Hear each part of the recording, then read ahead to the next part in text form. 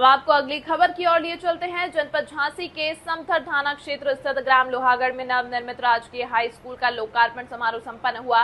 इस अवसर पर गरोठा विधायक जवाहरलाल राजपूत ने फीता काटकर विद्यालय भवन का शुभारंभ किया। कार्यक्रम में विधायक राजपूत ने संबोधित करते हुए राज्य सरकार की विभिन्न योजनाओं और उपलब्धियों को विस्तार से बताया। उन्होंने कहा कि सरकार शिक्षा के क्षेत्र में निरंतर प्रगति के लिए प्रयासरत है और ग्रामीण क्षेत्रों में बेहतर शैक्षणिक सुविधाएं उपलब्ध कराने के लिए प्रतिबद्ध है। लोकार्पण समारोह में विद्यालय के प्रधानाचार्य, ग्राम प्रधान, छात्र छात्राएं एवं ग्रामीण जन बड़ी संख्या में उपस्थित रहे। सभी ने नए विद्यालय भवन के निर्माण को गाँव के लिए एक महत्वपूर्ण उपलब्धि बताया। छोटे से गाँव लोहागढ़ में हाई स्कूल की शुरुआत से विद्यार्थियों को शिक्षा के लिए दूर नहीं जाना पड़ेगा, जिससे क्षेत्र में शिक्षा का स्तर और भी बेहतर होगा।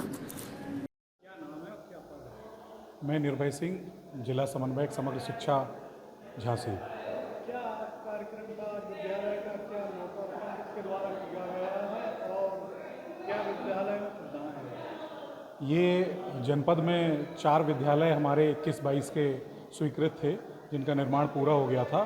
तो उसी के उद्घाटन क्रम में आज ये राजकीय हाई स्कूल लोहागढ़ का उद्घाटन समारोह था, जिसमें आदरणीय विधायक जी के द्वारा इस विद्यालय का उद्घाटन किया गया। और ये राजकीय हाई स्कूल है। यहाँ पर कक्षा 9 और कक्षा 10 की छात्र छात्राएं शिक्षा ग्रहण करेंगे। और विशेष नामांकन अभियान के तहत आज विधायक जी के द्वारा 2 छात्राओं का नामांकन भी प्रारंभ कर दिया गया है। और मेरी पूरी आशा है कि इस विद्यालय में पर्याप्त संख्या में छात्र छात्राएँ शिक्षा ग्रहण करेंगे। अभी वर्तमान में दूसरे विद्यालयों से संबद्धीकृत करते हुए एक प्रधानाचार्य और एक शिक्षक को संबद्ध किया गया है। जैसे जैसे नामांकन बढ़ते जाएंगे वैसे ही दूसरे विद्यालयों से संबद्धीकरण और किया जाएगा। साथ ही रेगुलर वे में यहाँ का अधियाचन भेज दिया गया है।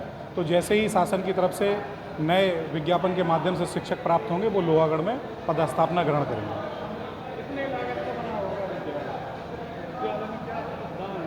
सुविधाओं में आप देखेंगे अन्य विद्यालयों की तुलना में, जैसे आपके जो एडेड स्कूल्स होते हैं उनकी तुलना में जो राजकीय विद्यालय होते हैं, यहाँ पर विशेष प्रकार की ग्रांट्स आती हैं। जैसे इस विद्यालय में जो छात्र छात्राएं अध्ययन करेंगी, उनको हर साल झांसी में किसी शिक्षण संस्थान में घूमने के लिए शिक्षण यात्रा का पैसा आता है। इसके साथ साथ जो बच्चियाँ होती हैं उन सबके लिए खेलने कूदने की पूरी व्यवस्था के लिए पूरा हर साल ग्रांट आती है। खेल कूद की सामग्री के लिए क्षेत्रीय खेलकूद की जो प्रतियोगिताएं होती हैं उसमें भी बढ़ चढ़कर यहाँ से जो छात्र छात्राएं होती हैं उनका प्रतिभाग किया जाता है। साथ में जो स्टाफ यहाँ पे होता है वो लोक सेवा आयोग द्वारा चयनित अध्यापक यहाँ पर आते हैं, जो अन्य विद्यालयों से बहुत श्रेष्ठ होते हैं। क्या अपील करना चाहते हैं?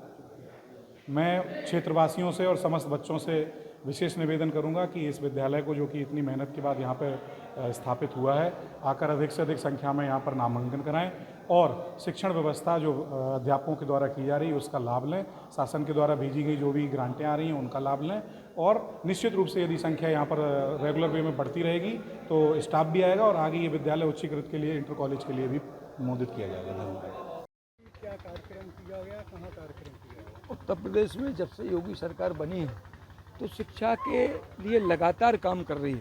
और आज इसी के तहत लोहागढ़ ग्राम, जो इतना बड़ा गांव है कि यहाँ के बच्चे जो वास्तव में निर्धन और कमज़ोर थे, उन्हें कहीं ना कहीं बाहर जाना पड़ता था या अपनी शिक्षा छोड़कर घर बैठना पड़ता। लेकिन उत्तर प्रदेश की योगी सरकार ने आज लोकार्पण इस भवन का होकर राजकीय विद्यालय लोहागढ़ आज से प्रारंभ हो गया और 2 कन्याओं ने अभी एडमिशन भी प्राप्त कर लिया है। तो आज इस विद्यालय का प्रारंभ हो गया। इस विद्यालय से कितने ग्राम के छात्र? ये कम से कम 10 गाँव को लाभान्वित करने वाला ये लोहागढ़ अपने आप में बड़ा गांव है।